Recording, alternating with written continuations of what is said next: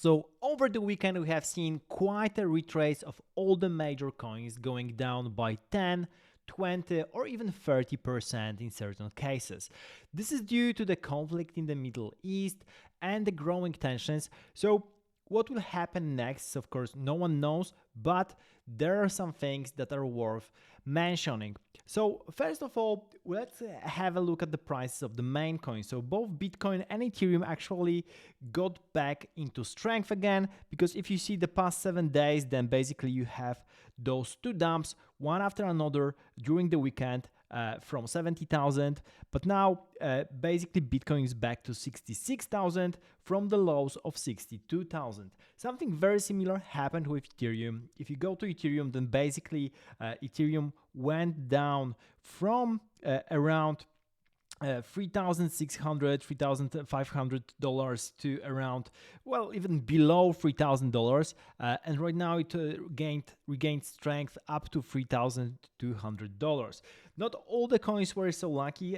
For example, you can see Solana. Solana went basically from around $200, $175. It was on the run down from $200 just 2 weeks ago, got down to around 120 and now regained strength to 150. So there are a couple of coins like that actually regained strength, but not so much. And basically you can have a look at in the past 7 days what happens. So the biggest winner is Kucoin, as you can see here, that not only regained all the losses in the past few days, but also basically at the ATH all-time high from the recent days. Also on there, which are building enterprise grade DeFi protocols, but for everyone, one of the biggest winners here, and of course Neo. So those are the top three when it comes to the winners.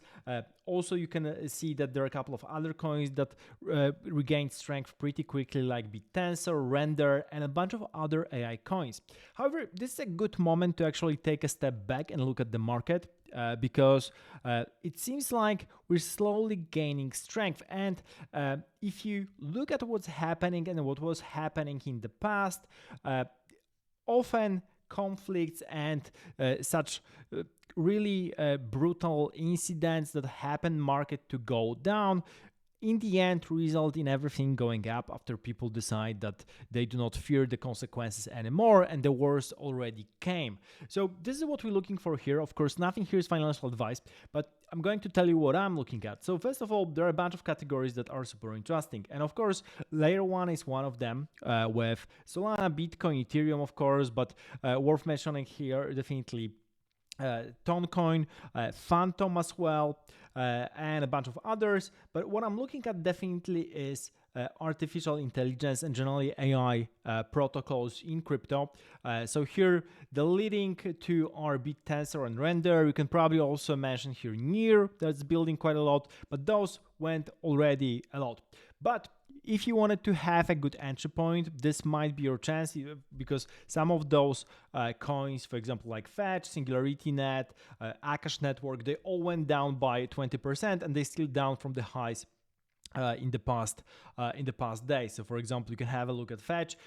If it's a good entry point for you, you can jump in because it's still pretty high if you compare to the top price. Because if you go with the prices of Fetch, you can see that judging by for example, what happened in 2021, it was already at all-time high in 2024.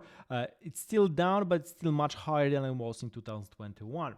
So definitely Fetch is a good AI coin, but if you're looking into the best opportunities, of course, those have highest risk-reward ratio, but that also means that probably you're looking at newer coins, so coins that were already recently introduced and maybe do not have previous highs to compare to.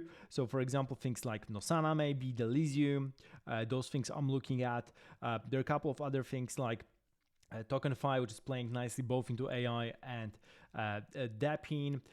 There are ChainGPT that's trying to be a launchpad for AI. A couple of other smaller coins. Agoras is very interesting as well. I'm going to do a separate video about Commune AI, which is basically a fork of Tao, and that's interesting. This is open source fork of Tao. Dynex is super interesting. They try to use quantum computing. Of course, that's very early on, but they still have quite an interesting market cap, pretty low one. So definitely that was, for me at least, worth the risk. Again, do your own research before jumping in, because those coins are definitely more risky. And as you go down the list, for example, with Aleph, IAM here, or a bunch of other crypto protocols, of course the risk here is getting higher and higher. Of course, it doesn't mean that even if you're on the top, then you won't fall, because there are risks involved even in BitTensor, Render, Graph, and so on.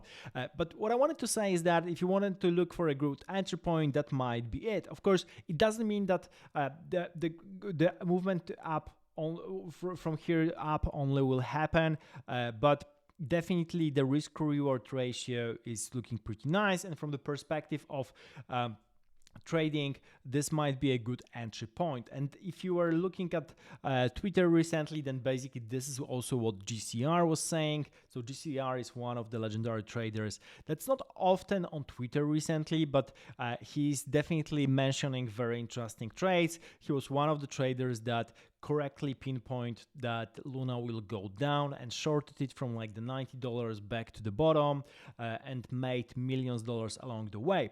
And basically he came with saying that it's a good point to entry if you have, of course, any stables left, and if you don't, then keep calm and carry on. And basically I recorded this video to say that I don't think we're going much lower. Of course, I might be wrong here.